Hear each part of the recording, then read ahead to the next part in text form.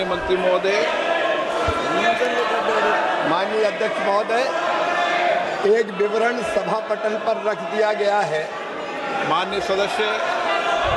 Honorable Speaker, sir, will the Minister of Agriculture and Farmers Welfare may be pleased to state the details of the schemes providing subsidies and other benefits available to the farmer, the instances of suicides by the farmers in the country and the steps taken to address the issue, the details of the direct benefit scheme made to the farmers include the Kisan Samman Nidhi, the details of the measures taken for welfare of the farmers, more particularly in the state of Telangana.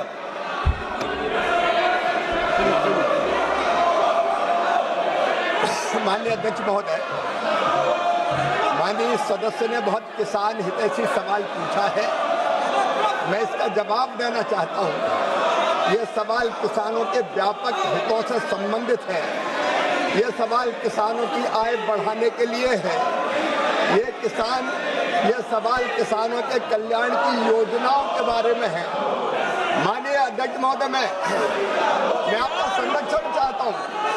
ये विपक्ष क्या तमाशा कर रहा है? माननीय अध्यक्ष महोदय, लोकतंत्र की हत्या प्रतिपक्ष कर रहा है। मुझे सवालों का जवाब नहीं देने दे रहा। मेरे सवाल किसानों से संबंधित है, गरीबों के कल्याण से संबंधित है। ये केवल लोकतंत्र की हत्या कर रहे हैं।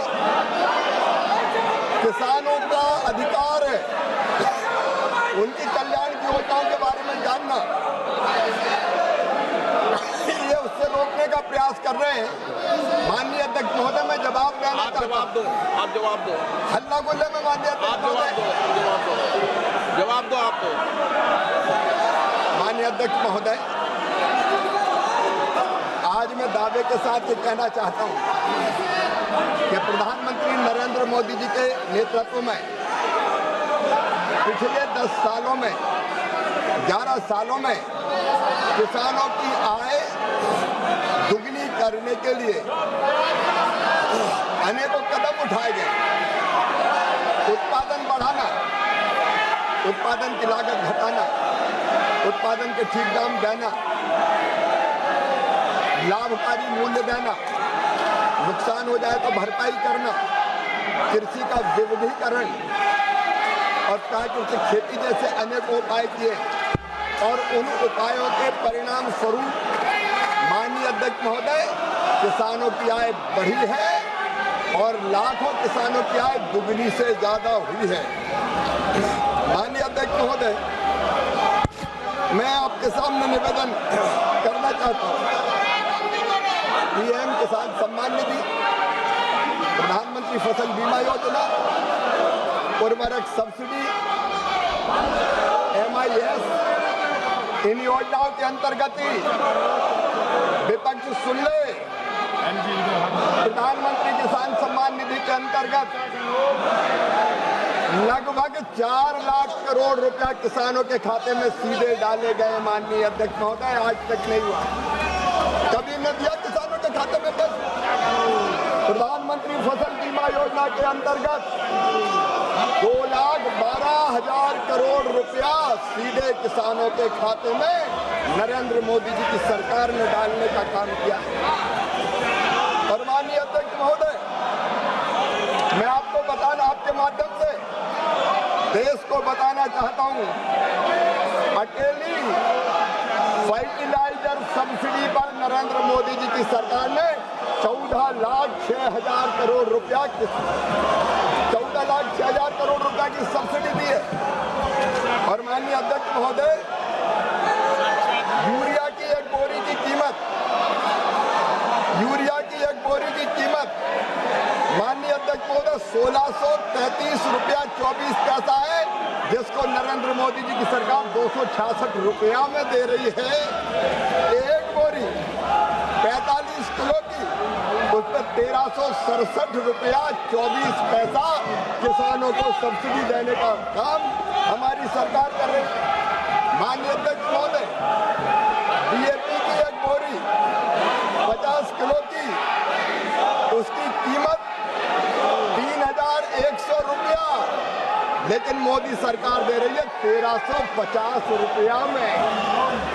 कुल मिला के अकेली उर्वरक सब्सिडी पे 14,06,000 करोड़ रुपया किसानों को दिए गए। और माननीय अध्यक्ष महोदय, MIS स्कीम के तहत किसानों के खाते में 1,62,000 करोड़ रुपया नरेंद्र मोदी जी की सरकार ने डालने का काम किया है। माननीय अध्यक्ष महोदय, विपक्ष में दम है तो सुन लें, किसानों के लिए हमने कितना काम किया है। किसानों से दाल, तिलहन और खोपरा की खरीदी नारे लगाने वालों की सरकार थी तब की गई थी केवल 6 लाख मीट्रिक टन। हमने किए 1,70,000 मीट्रिक टन। माननीय अध्यक्ष महोदय,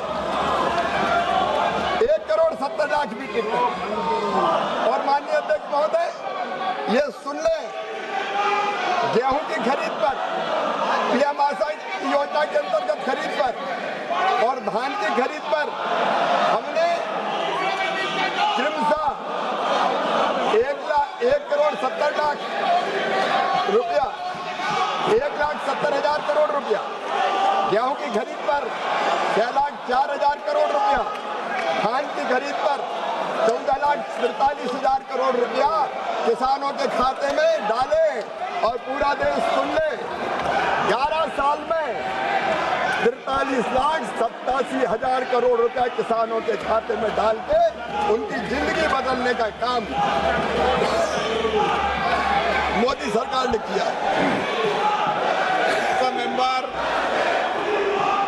In the last 10 years, Adhyaksh Mahoday, the government of India has developed various new varieties of seeds and many new agricultural techniques. Has any steps taken by the government to make the farmers aware of the campaign been launched to make the farmers aware about this issue? Could you please provide the details to this house? And second question is, in India more than 80% are small and marginal farmers. Could you provide full details of which government schemes are benefiting small and marginal farmers and whether these efforts are increasing the income of farmers? Lastly, Adhyaksh, could you provide the details of the agricultural schemes that have implemented the direct benefit transfer to ensure the seamless benefits of the farmers and citizens? What is the total amount disbursed through DBT in the current financial year 2025-26? Additionally, what are the estimated savings or benefits occurred to the government due to the DBT and other administrative reforms, and what specific measures have been contributed to these gains? धन्यवाद अध्यक्ष महोदय। माननीय मंत्री जी। माननीय अध्यक्ष महोदय, जब इधर वालों की सरकार थी तब एक प्रधानमंत्री हुआ करते थे और वो कहते थे कि मैं 1 रुपया भेजता हूं तो 15 पैसा पहुंचता है, बीच का रास्ते में ही गायब हो जाता है। लेकिन ये नरेंद्र मोदी जी की सरकार है, तो 1 रुपया भेजते हैं तो सीधा 1 रुपया ही किसान के खाते में पहुंचता है डीबीटी के माध्यम से। माननीय सदस्य ने जो पूछा है, डीबीटी के माध्यम से PM किसान सम्मान निधि की राशि डाली गई। माननीय अध्यक्ष महोदय, 3,90,000 करोड़ रुपए की माननीय अध्यक्ष महोदय प्रधानमंत्री फसल बीमा योजना की राशि डाली गई 2,12,000 करोड़ की। माननीय अध्यक्ष महोदय, PM आशा के तहत जो राशि डाली गई 1,70,000 करोड़ की, गेहूं की खरीद की राशि डाली गई 6,04,000 करोड़ की, धान के लिए राशि डाली गई 14,43,000 करोड़ की। और माननीय अध्यक्ष महोदय, कुल MSP के खरीद की राशि को DBT के माध्यम से डाली वो 22,17,000 करोड़ रुपए की राशि किसानों के खाते में सीधे अंतरित की गई है।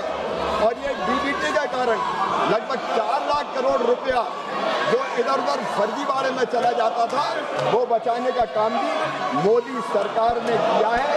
एक एक पैसा डायरेक्ट DBT के माध्यम से किसानों के खाते में पहुंचाने का चमत्कार अगर कर रही है तो नरेंद्र मोदी जी की सरकार कर रही है।